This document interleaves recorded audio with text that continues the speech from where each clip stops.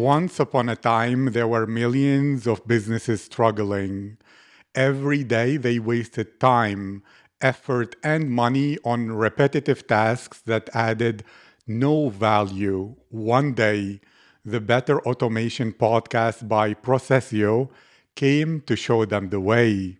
Because of this, these businesses save time, reduce costs, innovate, and make better decisions. Because of that, these businesses grow, scale, and use human creativity to change this world. Hello, my name is Aziz, and I'm your host at Better Automation Podcast by PROCESIO, where I interview the world's top experts and share their best ideas on how to improve automation in your business, processes, and life. My guest today is Shad Sakonchick. Shad is a serial entrepreneur, a builder, a no-coder, and an automator. He is currently the founder at BetterLegal, which he built with no code and grew to $2.5 million in revenue and $500,000 in annual recurring revenue. BetterLegal is the fastest and most affordable way for business owners to set up their business in 10 minutes or less. Chad, how are you today? I'm good. How are you? I'm feeling great, honored, and I'm sure this is going to be a wonderful conversation. So, for you, what's your story? What made you become an automator as well as choose no code for everything you do, especially something that is growing like Better Legal? I'm lazy. So I don't like to have a mountain of tasks in front of me every day that I have to check off. I like to create and build and make new things and strategize and try to go the next step. So I've always, for the last couple decades, in my various roles at corporations and whatnot, I've always tried to automate myself out of a job so I can then take time off. I don't have to, if I want to just chill for a day because I'm not feeling, I'm not in the flow, I can do that. And a set amount of tasks don't have to get done.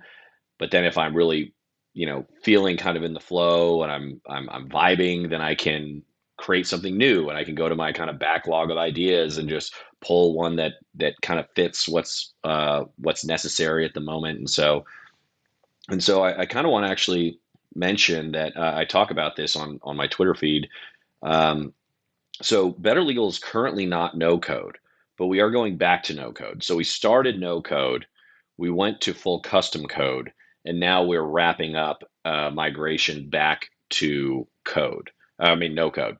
So I've really kind of gone the whole route of cobbling things together with, Typeform, Asana, WebMerge, Zapier, um, SendGrid, just, all these different tools and just really making a process out of a bunch of random third-party tools. Obviously, we ran into struggles, so we replaced Asana with Salesforce because it allowed us to have more of a user interface that was customizable. We were on that for a while, but we also realized that Salesforce is just massively overpriced for us wanting to provide a front end to our customers. We are not able to do that with Salesforce without this prohibitively expensive um, licenses that just we would have it would have bankrupted us. So we were forced into going into code so we could have a real app that users could log into. So we went down that path for 3 years, and the more you build, the more complex it gets. And it just, after most recently, we had a project where I and our automator, we have another automator, so I don't have to only be the one automating. She she and I put together a partner. We had an affiliate program, and it was really just providing a coupon code to someone in our database, and when they use that coupon, when their friend used that coupon code, they got $100 off. The friend got $100 off, and then if they purchased, we sent a check to the referrer. So we had this system all set up. The problem was we were going after some influencers, some YouTubers and whatnot, and they were unable to see how much, what they weren't able to see every sale. And so they didn't have that visibility. It was just all email based. But we built this automated check sending system in a few days with Google Sheets, Zapier, um, Lob, and we put that together in a few days. And then we essentially told our development team, hey, we need a partner site that basically just duplicates this no code process that we set up.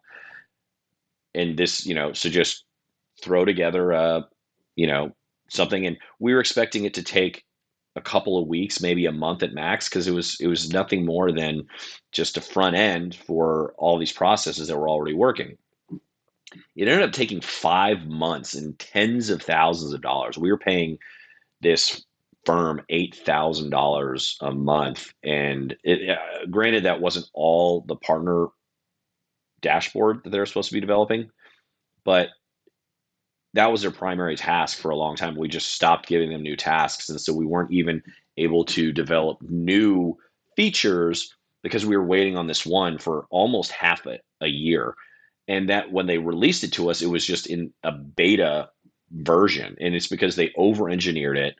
They didn't kind of come from an MVP standpoint. And this is kind of the problem with development teams, especially if you are a small team. I'm not saying code is not the answer forever. Code is very much useful in specific instances, but when you are trying to grow a business and trying to stabilize and trying to find product market fit, just see how much steam your business has, and you're just really, adding and removing new features, very quickly. It really hurt us a lot to kind of fall down that rabbit hole. So what we ended up doing is we spent uh, 2 months. We spent January and February. I'm sorry, February and March. So I learned Bubble in January. I kind of did the build sell 30 self-taught, just built a project called Trade Beacons. It's kind of like an SEC investment tool that I just built myself in, a couple of live streams.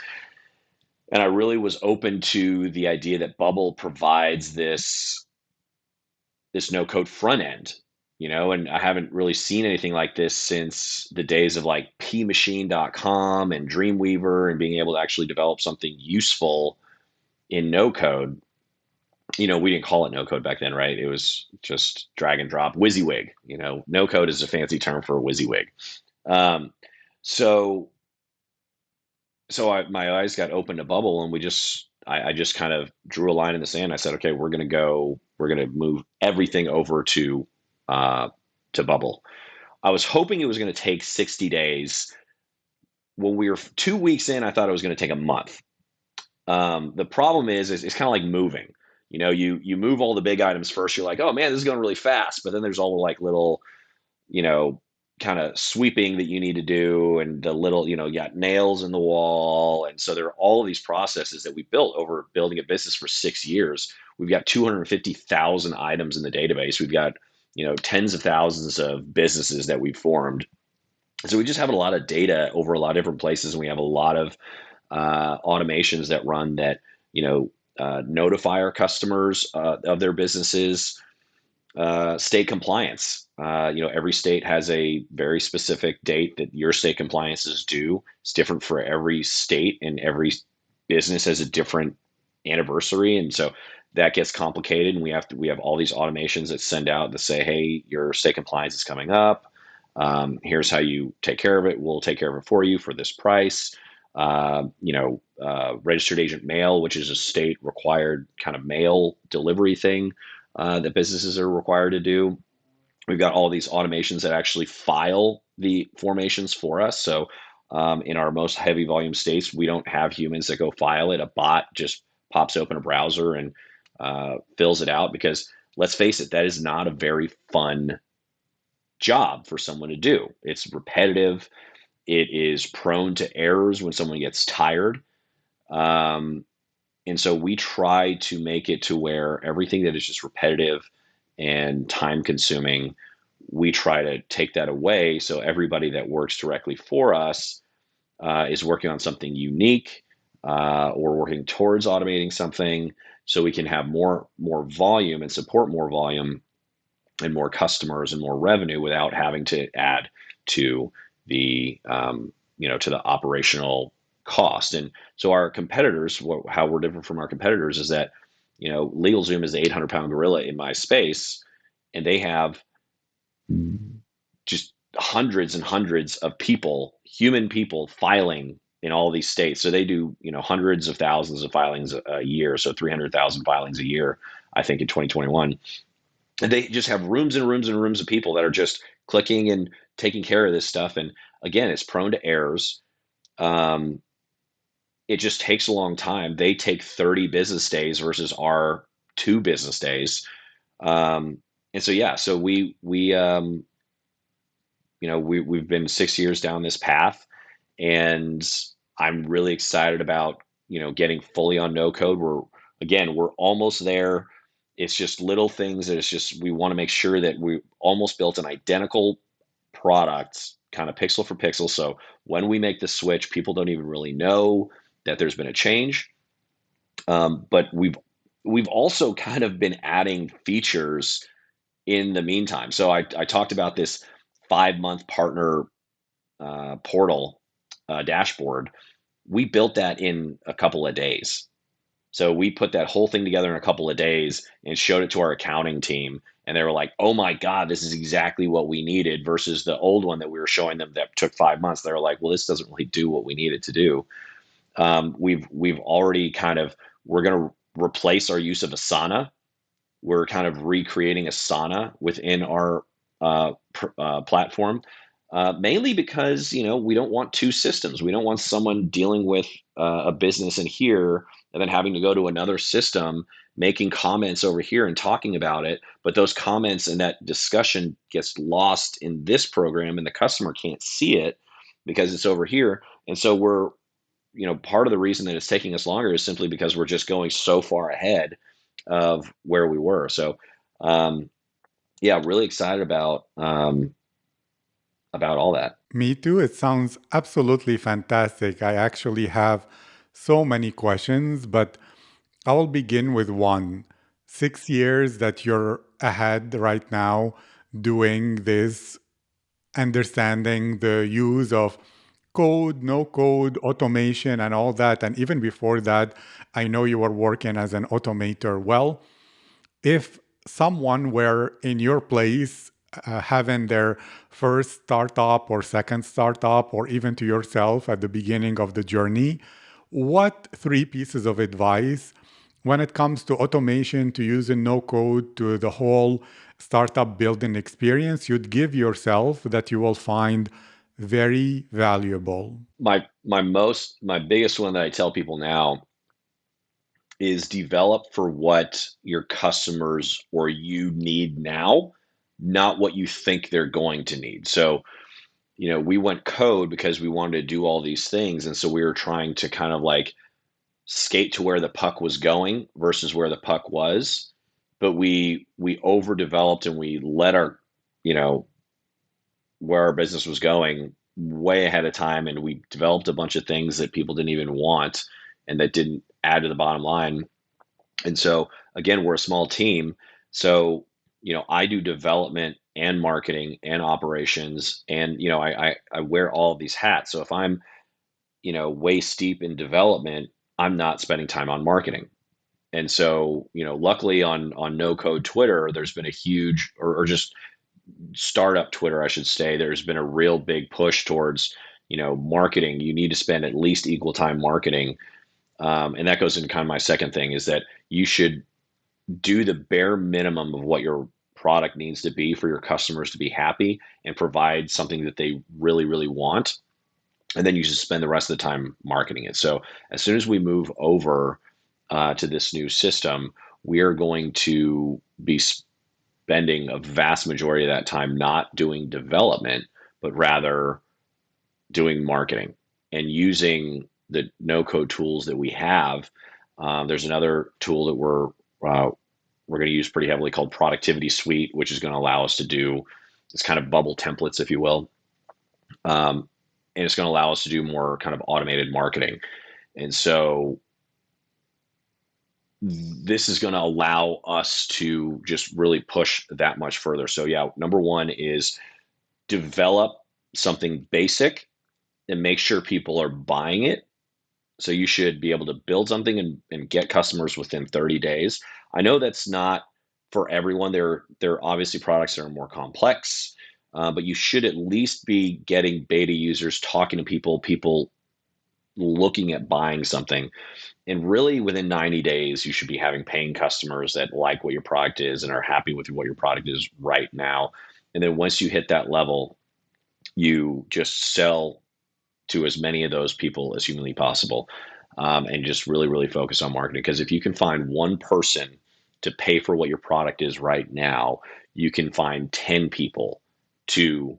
Now, it's going to be hard to find those next 9 people, but you don't need to develop more features to add. You don't need a feature per user. You develop the product that you're developing, and then you find the 10 customers and you figure out from all of them, is there something that you don't have, or is there something that you have that is something that they all love? Like, what is the thing that they all agree that they love the most about your product? Lean in on that. Try to figure out where those people are. Is there anything missing? Maybe there's something that's missing or a tweak that you can make to the existing product that'll really get the next 10 customers and the next 10. So you need to get the first customer, then 10, then 25, then 50, then 100. Once you're at 100 customers, then you can really start figuring out exactly what your product is.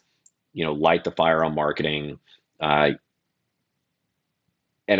honestly, if you can find 100 to 1,000 customers, that's all your business needs. If you're a small team, I don't believe anymore in kind of chasing this $1 billion valuation. When I was younger, I'm 41, so I've been doing this since like the early thousands and trying to kind of chase this thing. And the tools now are just so much more available. Back then, you needed to have a co-located server. Then you had AWS, and that made it so much more accessible, but you still needed people to run AWS, and that's really complicated.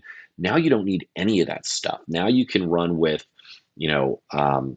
Bubble, these third-party backends like Xano backend lists if you need those.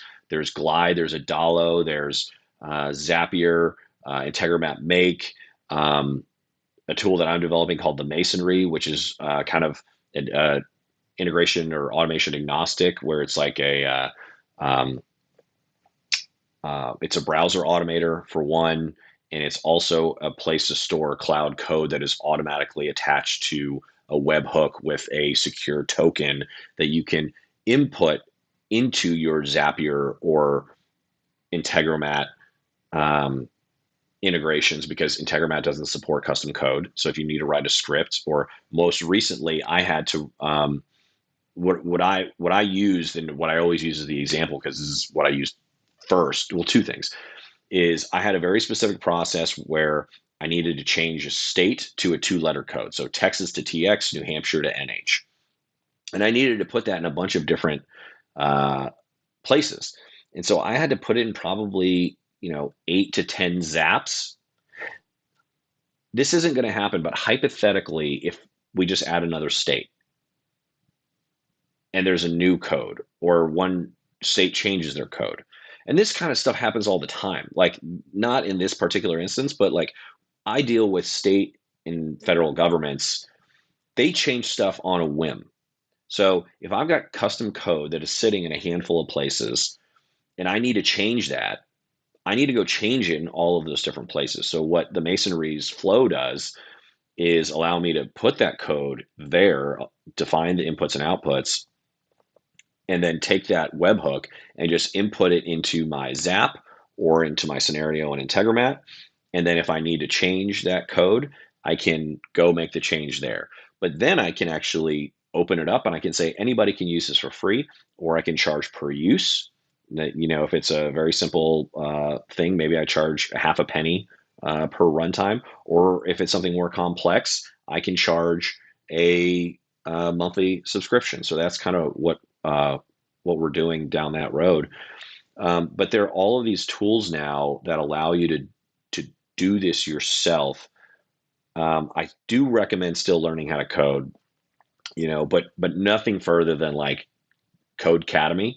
Learn JavaScript or Python to the extent that you need to do some formatting of text or numbers or splitting lists and things like that up.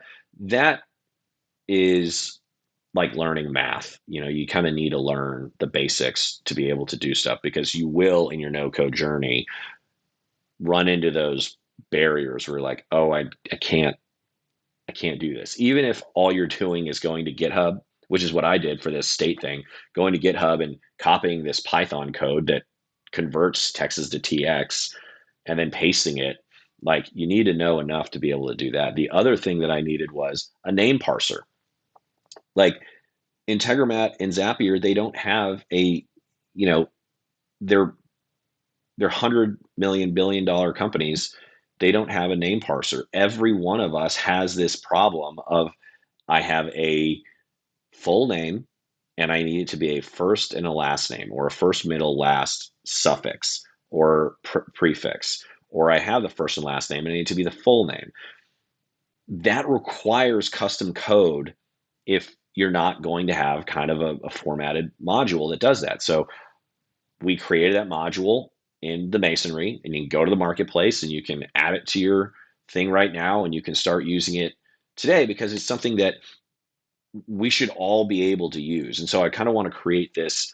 I like to like look at Epic Games's development community as like my beacon for where we should be going with no code. And that is, it's also kind of like Stack Overflow a little bit, GitHub here and there, but a place where um, a place where we can develop these things that I need, but I know that everybody else needs too.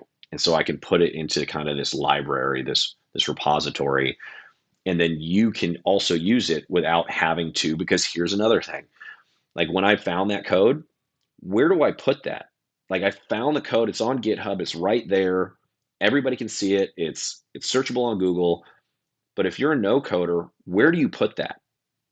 Like, in Zapier, you can put it in there, but if you're using Integromat or you're just using Bubble and you're not using Zapier, where do you physically put that little, 50 lines of code, or those 5 lines of code? And so that's what we're trying to solve with the Masonry. So I'm building this no code business, but then whenever I need tools, I kind of develop my own tools, and then I use them in here to kind of validate that they're real, and then open them up to the community. Thank you very much. That's so interesting to peek into how you think and you approach this whole process. Well, what is the biggest benefit of automation and no code in your experience? You spoke about eliminating repetitive tasks, about reducing or eliminating the error that comes from human operators doing whatever they're doing. You spoke about how you can do a lot with a small team. Some companies will say that they will have scaling problems if they don't have reliable automation and processes and systems in place. Well, what do you see is the biggest need right now? Maybe some entrepreneurs never tried automating, they're facing those struggles, and maybe you can open your eyes to them, as well as, well, you're on the forefront of developing tools. Where do you see the future of automation and no code going? What technologies will come that will be the next big thing or the next level up? So I'm actually pretty excited. I use it very heavily, but I don't think a lot of others use it. But it's just browser automation. Um, I don't really, browser automation generally is kind of scripting language like Selenium, or there's scraping bee, and there's these other hand coded tools. Um, what we have at BetterLegal is, so 50% of all of our sales come from about 5 to 7 states. So Texas, California, New Jersey, New York, Pennsylvania, Florida. And so, talking about the repetitive tasks, think about, we're doing about 500 LLCs a month right now. Think about having to do, 10 or 20 Texas filings yourself in a day, while also having to do the smattering of, like, there's a Maine one, and there's a New Jersey one, and there's a Wyoming one. And so, by automating that task, there's no API for that. That doesn't exist. But all it is putting information that we already have in the database that the customer has given us, and putting it into some forms in a very specific way.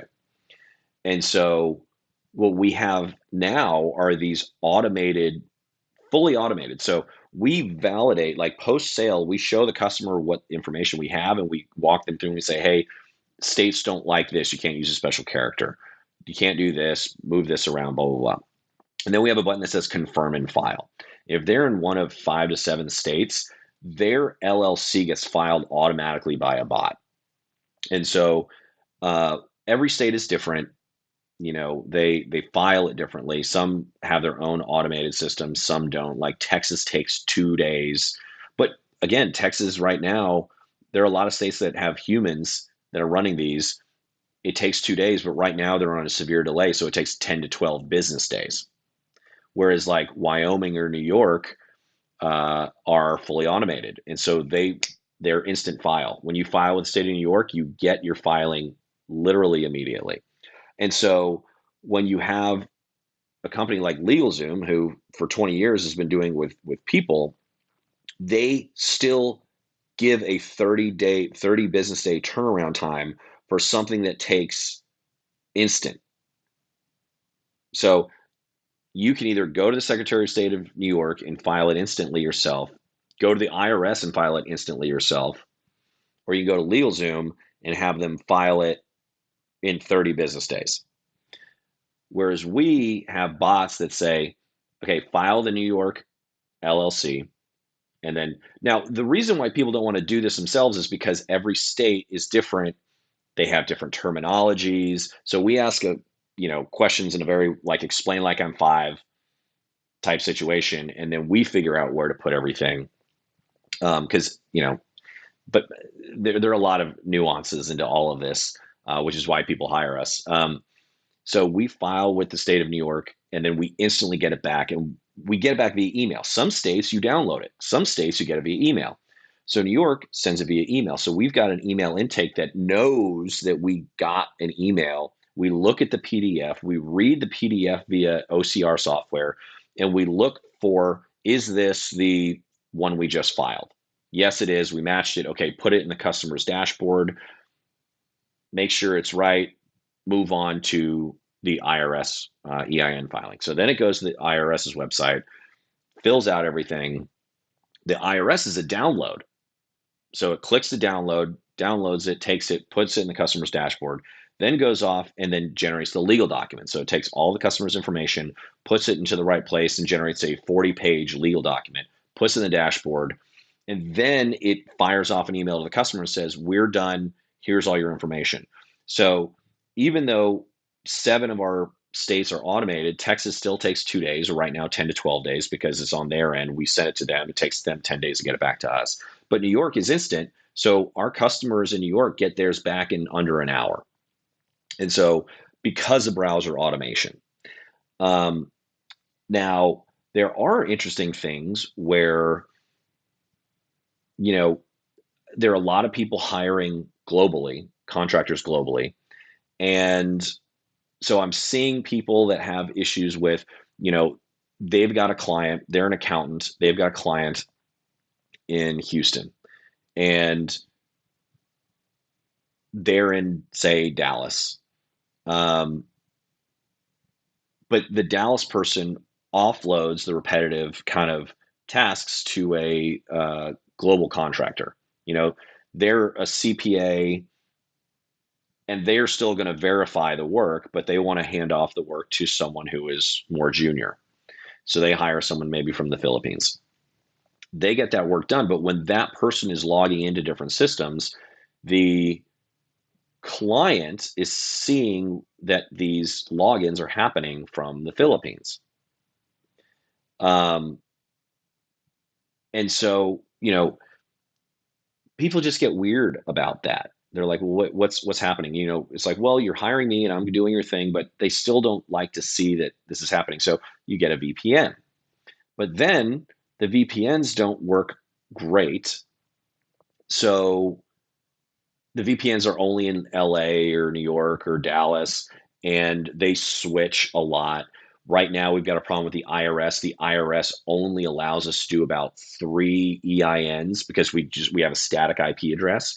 We do about 3 EINs, and then they say that's it. You can't do any more today. So now we've got this problem. We've got to find rotating IP addresses. And so you can use a VPN or a proxy. But what I think is more interesting that we're going to start playing with at the Masonry is using a Raspberry Pi in developing kind of a little system that you can put on. You can tap it into your router, so it's your little mini computer, and it's got Chromium attached to it, and then you put the browser automator there, and so then let's say this. Let's change the task a little bit. Where let's say the CPA themselves is still physically doing all the work, but they are traveling. They're in Vegas. They're in Cancun. They're in Phoenix. They're on the beach. And their client is still seeing these logins happening from all these different places. I've actually heard this from an accountant friend of mine who was like, my client comments on every time because they're actually logging in from all these different places. And my client is commenting on where I'm at. And it just makes me feel uncomfortable. And it makes me feel like they don't think that I'm working. When I'm working, I'm just working remotely. I'm a nomad now. And so what this little tool allows you to do is do browser automation, but also be a VPN on your local network. And so you can always log into stuff via your home network. But then imagine a kind of a network of these. So like everybody has one of these little things. And then so you say, I want to allow a certain amount of traffic, a certain type of traffic through my little VPN. Like I want to allow BetterLegal to file EINs through my VPN. And if we get enough people doing this, we've got say 1,000 people with these little VPNs all over the place. Then even if the IRS or someone else starts cracking down on these, big proxy companies, then how are you going to stop residential Raspberry Pis from being browser automation? So going deeper into browser automation, I think and again, this is something we're experimenting with at the Masonry, is that how do you get this stuff to be no code? How do you take browser automation away from scripting to drag and drop? And so we've been experimenting with that. So our filers that when the state of New York changes their website or the state of California changes their website, which they both have done very recently, we don't have to get a developer to go in and recode all this stuff. They can go in and they can drag and drop the information uh, into the proper form and then train the bot themselves and do that. So taking browser automation away from code, moving it to no code, but then also, and that's kind of where I think is going to be, something that's really exciting. But in the future, I think taking that even further, and since everybody's kind of doing, digital nomad lifestyle, having your home base with a Raspberry Pi or a handful of Raspberry Pis where you can actually tie into to kind of make it always seem as if you've got like a headquarters or you're working from home, or if you've got a contractor that is having to get into something. Because again, we've gotten contractors that are global And when they try to get into a US government website, sometimes they get kicked out because they are working, in another country. And so that's a problem that we have. Um, so that I really would like to see that take off because I think there's a lot of things that people do that are just filling out forms. They have the information and they just need to put it over here in a certain way. And then they need to put it over here in a certain way. So, Thank you. That's really fascinating. And I love the progress that you're looking forward to. I actually, since I'm very familiar with PROCESIO, I recommend you check out how it could be integrated within your workflows and it will help with a lot of things that you're speaking about. I mean, I would love for you to tell people how they can learn more about what you're working on to follow you, or what are the best links to know more about what you're doing. yeah, so I'm CSACON on Twitter. So it's just twitter.com/CSAKON as in Nancy. I talk about no code. I talk about BetterLegal there. If you're interested in setting up a business, we are the fastest, most affordable. A lot of people like to use Stripe Atlas, but they are Delaware only. Delaware, they're Delaware corporations and Delaware LLC. So if you need to file a Wyoming or a Texas or whatever, we're the fastest and we're one price. We don't, have all these upsells and upsell you from 30 business days to 15 business days for an extra $150. It's one price and you get the fastest that we can provide. And then at the Masonry, you go to themasonry.com. I'm still kind of working on that. I haven't figured out exactly what it is yet. But I would kind of want it to be a community. I want it to be a place where, we talk about PROCESIO, where we talk about all these different tools. We talk about how to use them together because what I'm really, really excited about is none of these tools get used alone. It's a stack. How are we building the new no code stack? And let's not build LAMP and all use the same stack. The more people that create new tools means the more pieces in the stack that we can have and the more niche products that can be developed because all of us build something that we need and that our friends or colleagues need. And then we just have that many more tools that we can add to these very unique stacks. I really love that. And, for the listeners, there is this great thing in building their stack. One of the steps is, like you mentioned, is PROCESIO, which is the modern low code, no code platform for advanced automation and creating an enterprise grade backend for your software. Any person listening can request access to a free account at procesio.app. It's absolutely fantastic. And if someone wants to upgrade, there is an exclusive discount code for 50% off. It's better 50 off, one word in capital letters. There are links in the description. I'll write your Twitter in the description. It was an honor, a privilege, and I wish you to keep going, keep building this community, and together we will change this world. Thank you so much. Thank you.